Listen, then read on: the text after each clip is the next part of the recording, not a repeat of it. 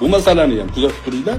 Teskari bo'lib chiqish kerak. Men Allohning adolatiga iymon keltirganman.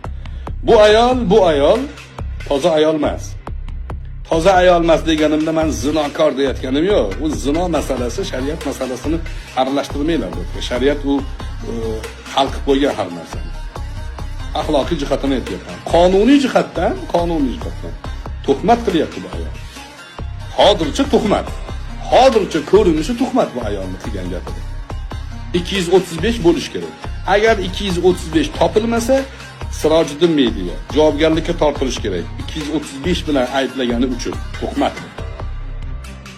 Otabek tortilish kerak. Kim shunga aralashgan? Kun.uz.ni axborot maydon sifatida ya'ni e'tibori bor. Men ham kuzataman, o'qiyman, gap bo'lishi mumkin. Lekin Kun.uz.ni do'stlar, Kun.uz.ni o'sha materiali tuhmat. Kun.uz'ning o'sha materiali tuhmat. Surishtirilmagan. Bir ayolning bir tomonlama hissiyotga urg'u berilgan jihati yoritilgan bo'ldi. Ikkinchi tomonga tuhmat bo'ldi. Xalqimizdan ham shuni so'rayman. Do'stlar, saf tanlaydigan vaqt keldi. Neytral bo'lish mumkin emas bunaqa vaziyatlarda. Voy erkaklar, voy hamiyati bor ayollar, voy millatdoshlarim.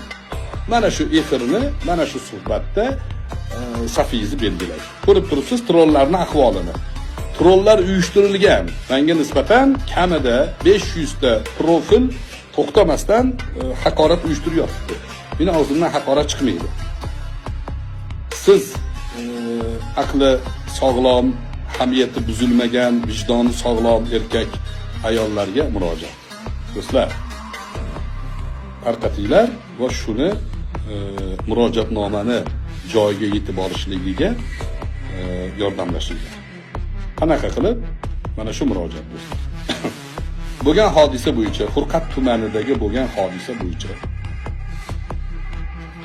o'sha ayol direktor, maktab direktori ayol bilan soliq inspektori xodimi o'rtasidagi munosabatlardan, ya'ni ularni shikoyatidan shakllangan hodisani 235-modda bo'yicha ayb bormi yo'qmi, haqiqatda urib yechintirib videoga olinganmi yo'qmi,